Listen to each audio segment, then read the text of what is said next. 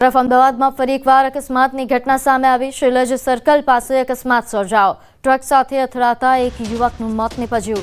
Traffic police ઘટના સ્થળે પહોંચી અકસ્માત અંગે વધુ તપાસ શરૂ કરવામાં આવી છે। તો શૈલજ સર્કલ પાસે અકસ્માતનો આ બનાવ કે જેમાં એક યુવકનું મોત નીપજ્યું। ટ્રક સાથે અથડાતા યુવકનું મોત નીપજ્યું। ટ્રકે એક્ટિવાને ટક્કર મારતા આ અકસ્માત સર્જાયો હતો। ટ્રક સાથે અથડાતા જ ઘટના સ્થળે યુવકનું મોત નીપજ્યું હતું। નોંધે છે કે અમદાવાદમાં દિવસે ને દિવસે અકસ્માતના બનાવો વધી રહ્યા છે। ગતરોજ પણ આવો જ એક ગંભીર અકસ્માત સામે આવ્યો અને ફરી એકવાર અહીં અકસ્માતનો બનાવ સામે આવ્યો છે। શૈલજ સર્કલ પાસે આ અકસ્માત સર્જાયો કે જ્યાં અકસ્માતમાં એક યુવકનું કમકમાટીભર્યું મોત નીપજ્યું। હાલ આ સમગ્ર મામલે અકસ્માત અંગે વધુ તપાસ પણ પોલીસે શરૂ કરી છે। ઘટનાની જાણ થતાં જ ટ્રાફિક પોલીસ પણ ઘટના સ્થળે પહોંચી। આ અકસ્માત અંગે વધુ અપડેટ સાથે આપણી સાથે સંવાદદાતા ઋત્વિજ જોડાઈ ગયા છે। ઋત્વિજ, આ અકસ્માત અંગે શું વધુ અપડેટ? જે બધી વાત કરીએ તો શૈલજ સર્કલ પાસેનો આ બનાવ છે। વહેલી સવારે જ્યારે આ યુવક હતો તે પોતે ડીબીએસ સ્કૂલ તરફ જઈ રહ્યો હતો। તે દરમિયાન એક જે ટ્રેલર હતું તેને ટક્કર મારી હતી અને આ જે અકસ્માતની અંદર યુવક છે તે ગંભીર રીતે ઈજાગ્રસ્ત થયો હતો અને તેનું ઘટના સ્થળ પર જ મૃત્યુ નીપજ્યું હતું।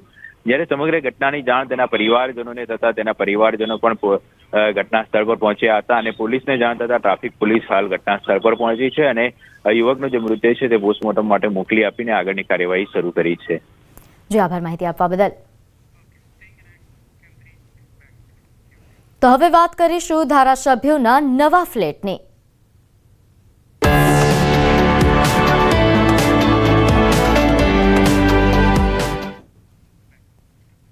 ગાંધીનગરમાં બની રહેલા ધારાસભ્યોના નવા ફ્લેટના એક્સક્લુઝિવ દ્રશ્યો ન્યૂઝ 18 ગુજરાતી પર।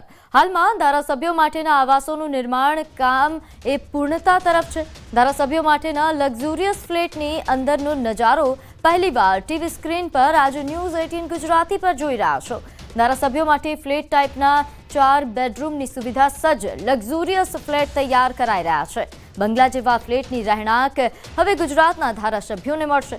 આ ફ્લેટમાં 4 બેડરૂમ સહિત 9 રૂમની સુવિધા છે, જેમાં drawing room, dining room, kitchen, store room, library cum reading room તેમજ ડ્રેસિંગ રૂમ, 3 અટેચ અને 1 કોમન ટોયલેટની સુવિધા સાથે હાલમાં 9 માળના 12 એપાર્ટમેન્ટ 216 મકાનોનું નિર્માણ કાર્ય કરાયું છે, જે અંદાજે 200 કરોડથી વધુના ખર્ચે નિર્માણ કરાયા છે। હાલ વસતા ધારાસભ્યો એ નિવાસ 1971માં સેક્ટર 17માં બનાવાયા હતા। તો ગાંધીનગરમાં નવા આવાસો જે ધારાસભ્યો માટે તૈયાર કરાયા છે, લક્ઝુરિયસ આવાસના દ્રશ્યો તમે એક્સક્લુઝિવ ન્યૂઝ 18 ગુજરાતી પર જોઈ રહ્યા છો।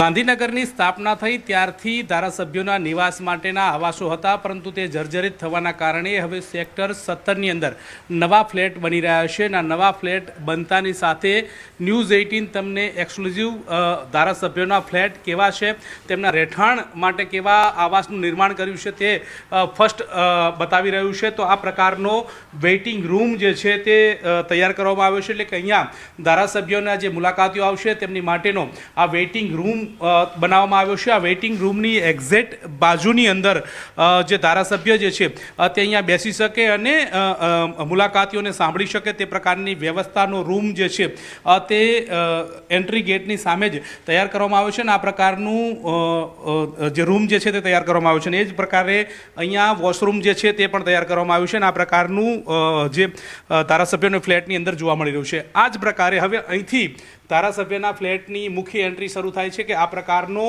તેમનો હોલ હશે અને ત્યાં તેઓ પોતે રહેતા હશે। ત્યાં આ પ્રકારનું ટીવી ટેબલ ગોઠવાશે, આ પ્રકારના તેમને વાર્તાલાપ કરી શકે, લોકો સાથે બેસી શકે તે પ્રકારનો આ વૈભવી ફ્લેટ તમે જોઈ રહ્યા છો કે આ પ્રકારની વ્યવસ્થા કરવામાં આવી છે। એ જ રીતે અહીંયા આ ડાઇનિંગ ટેબલ જે છે તે સજ્જ થયેલું રસોડું જે છે તે પણ જોવા મળી રહ્યું છે અને આ પ્રકારનું આખો જે રસોડું જે છે તેનો લુક આ પ્રકારનો હશે, એટલે કે ધારાસભ્યો જ્યાં રહેતા હશે તેમના રહેઠાણ વિસ્તારનું રસોડું જે છે તે આ પ્રકારનું હશે અને આ પ્રકારની બાલ્કનીમાં આ પ્રકારના જે તમે જોઈ રહ્યા છો કે હિંડોળા જે છે તે લાગવાના છે અને આ હિંડોળાની મારફત આ બાલ્કનીની બહાર તમે જુઓ તો અહીંથી તમામ ધારાસભ્યોના જે મકાનો જે છે તે દેખાશે। કુલ 9 જેટલા જે એપાર્ટમેન્ટ બનાવવામાં આવ્યા છે, જેમાં 216 ઘર જે છે તે નિર્માણ પામી રહ્યા છે અને આ બાલ્કનીથી ધારાસભ્યના નવા મકાનનો નજારો આ પ્રકારે હશે, એટલે કે અહીંથી તમામ ધારાસભ્યોના નિવાસસ્થાન જે છે તે આ રીતે દેખાશે. અહીંયા આ પ્રકારે હાલ તો ગાર્ડન નિર્માણ કાર્ય જે છે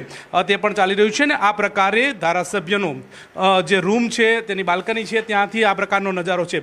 તમામ ઘરોમાંથી આ જ પ્રકારનો નજારો જોવા મળશે, તે પ્રકારની વ્યવસ્થા સજ્જ આ જે ધારાસભ્યના મકાનો જે છે તે જોવા મળી રહ્યા છે ને આ પ્રકારે 3 જેટલા તેમના જે બેડરૂમ બનાવવામાં આવ્યા છે ને આ પ્રકારના 3 બેડરૂમ તમે જોઈ રહ્યા છો. આ પ્રકારની બેડરૂમની વ્યવસ્થા જે છે તે પણ જોવા મળશે. માસ્ટર બેડરૂમ છે, સેમી માસ્ટર બેડરૂમ જે છે તે આ પ્રકારનો હશે. તમામ સુવિધા સજ્જ બેડરૂમ જે છે તે જોવા મળી રહ્યા છે ને આ પ્રકારના તમામ બેડરૂમની અંદર તમામ પ્રકારના જે વ્યવસ્થા હશે તે આ પ્રકારની હશે. એટલે કે ધારાસભ્યોએ હવે નવા ફ્લેટની અંદર ફક્ત ને ફક્ત પહેરેલા કપડે આવે તે પ્રકારની વ્યવસ્થા સજ્જ ફ્લેટની સુવિધા જે છે તે તૈયાર કરવામાં આવી છે. આ માસ્ટર બેડરૂમ હતો, હવે આ જ પ્રકારે આ સેમી માસ્ટર બેડરૂમ તમે જોઈ રહ્યા છો કે આ પ્રકારનો સેમી માસ્ટર બેડરૂમ જે છે તે જોવા મળી રહ્યો છે ને આ પ્રકારનો લુક સાથે તમને આ સમગ્ર જે ફ્લેટનો નજારો જે છે તે જોવા મળી રહ્યો છે. મહત્વનું એ છે કે વર્ષો પૂર્વે ધારાસભ્યોના ફ્લેટ જે છે તે સેક્ટર 21 ખાતે નિર્માણ પામ્યા હતા.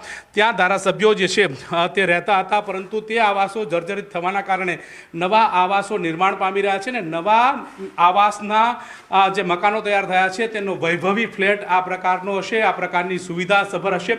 સાથે સાથે જે ધારાસભ્યોની સાથે જે તેમના જે ડ્રાઈવરો હશે, તેમના જે સર્વન્ટો હશે તેમની માટે પણ વિશેષ વ્યવસ્થા રૂપનો જે એક રૂમ જે છે તે તૈયાર કરવામાં આવ્યો છે. આમ આહલાદક સુવિધા સાથે આ ફ્લેટ જે છે તે તૈયાર થઈ ચૂક્યા છે ને આ પ્રકારનો નજારો ન્યૂઝ 18 તમને ફર્સ્ટ ઓન બતાવી રહ્યું છે ને આ પ્રકારના આ વૈભવી ફર્નિચરવાળા ફ્લેટ જે છે તે જોવા મળશે ને આગામી દિવસોની અંદર આ સુવિધા જે છે તે ગુજરાતના તમામ ધારાસભ્યોને મળશે ને આ પ્રકારના ફ્લેટ જે છે તે હવે નિર્માણ પામી ચૂક્યા છે.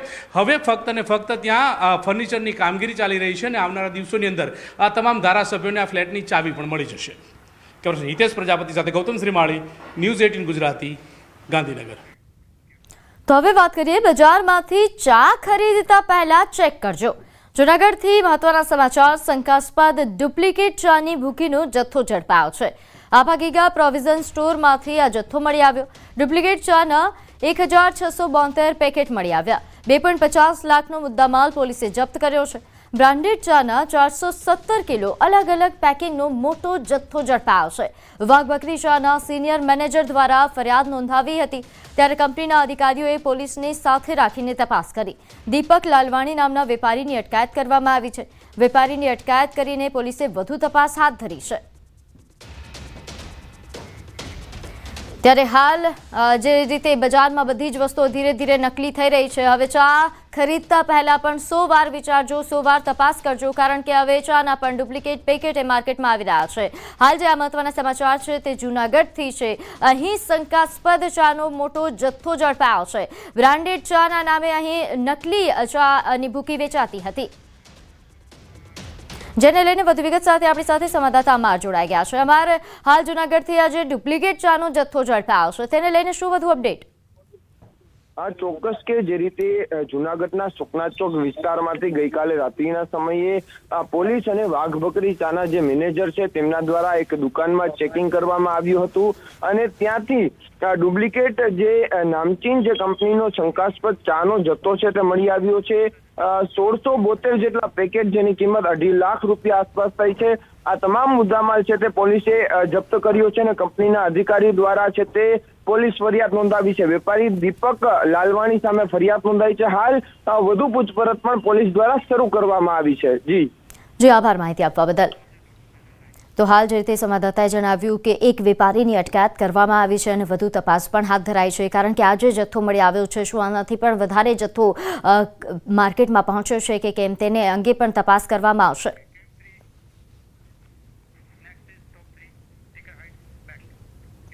તો હવે નજર કરીશું ટોપ 3 હેડલાઇન્સ પર. સવારે 11 વાગે નર્મદા ડેમના 5 ગેટ ખોલી પાણી છોડાશે. રાજ્યમાં 6 દિવસ થંડરસ્ટોર્મ એક્ટિવિટીની આગાહી. જમ્મુ અને કાશ્મીરના સીએમ અમર અબ્દુલ્લા આજે એસઓયુની મુલાકાત લેશે.